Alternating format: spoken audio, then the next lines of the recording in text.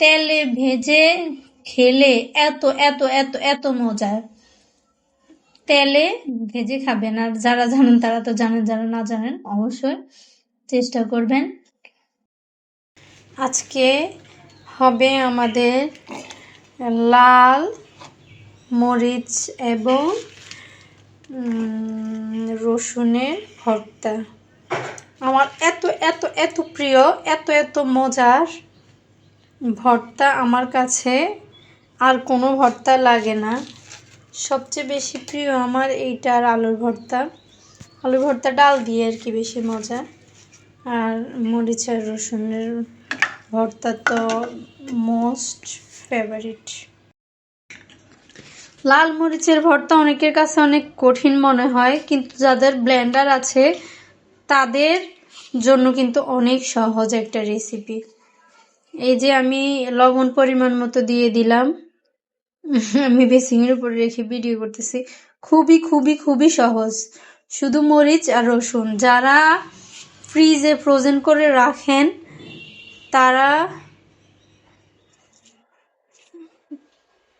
তারা অবশ্যই পেঁয়াজ দিবেন না, মনে করে পেঁয়াজ দিবেন না। যারা খাবেন সাথে সাথে শেষ হয়ে যাবে মনে করেন, তারা পেঁয়াজ দিতে পারেন। তো এটা একটা টিপস। এই যে এই তিনটে উপকরণই হচ্ছে মজাদার লাল রসুনের ভর্তা। অবশ্যই মনে করে একটু পানি দিবেন। আমার পানি দিতে মনে ছিল না আপনাদের সাথে বক বক করতে করতে। অবশ্যই পরিমাণ মতো দিবেন, অল্প অল্প করে দিবেন। যখন দেখেন যে ব্লেন্ডারটা ঘুরে, তাহলে আর দরকার নেই। যদি দেখেন সে চলতেছে না, ঝামেলা করে একটা শব্দ করতেছে, তখন বুঝবেন যে তার পানি লাগবে। যেহেতু আমি শুকনো শুকনো করতেছি, পাটায় বাটলে তো যেরকম হয়, ব্লেন্ডারে তো ওরকম হয় না। তাও অনেক ভর্তা হয়, অনেক ভর্তা হয় না।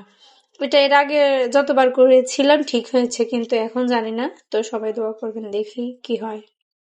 যে হয়ে গেল আমাদের মরিচ আর রসুনের ভর্তা, মানে আমরা লাল মরিচের ভর্তা বেশি বলি। ও আরেকটা কথা, আমি কিন্তু মরিচ কম দিয়েছিলাম, রসুন বেশি দিয়েছিলাম। রসুনের ঝাঁঝালো ইয়েটা একটু ঝাল বেশি হয়, এখানে ঝাল বেশি লাগবে। আর মরিচ যদি বেশি দেই তাহলে কিন্তু আমার মানে পেটের সমস্যা হয়, মানে গ্যাসের সমস্যা অতিরিক্ত হয়, তারপরে আরো বাড়তি তো কিছু হয়, সেটা বুঝতেই পারতেছেন।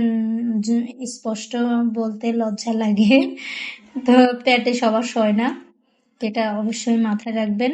আমি এরকম করে রাখি। আর আপনারা যদি করতে পারেন, আরো মিহি করতে চান, তাহলে আরো কয়েকবার দিবেন। আমিও দেখি, আমার মনে হয় আমি আর দিব না, কারণ আমার কাছে এই আঁশটা একটু বেশি ভালো লাগে যখন ইয়ে করবেন। ও আবার আরেকটা কথা, এইটা কিন্তু তেলে ভেজে খেলে এত এত এত এত মজার। তেলে ভেজে খাবেন, আর যারা জানেন তারা তো জানেন, যারা না জানেন অবশ্যই চেষ্টা করবেন।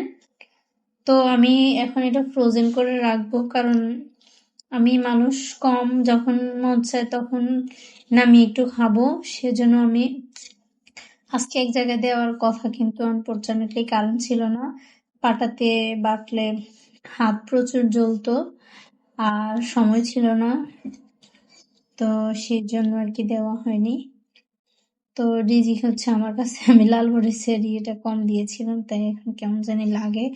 মোবাইলে কিন্তু সাদা দেখাচ্ছে, কিন্তু এতটা সাদা না, কিন্তু বাস্তবে আরো লাল। তো আচ্ছা, সবাই ভালো থাকবেন, আল্লাহ হাফেজ।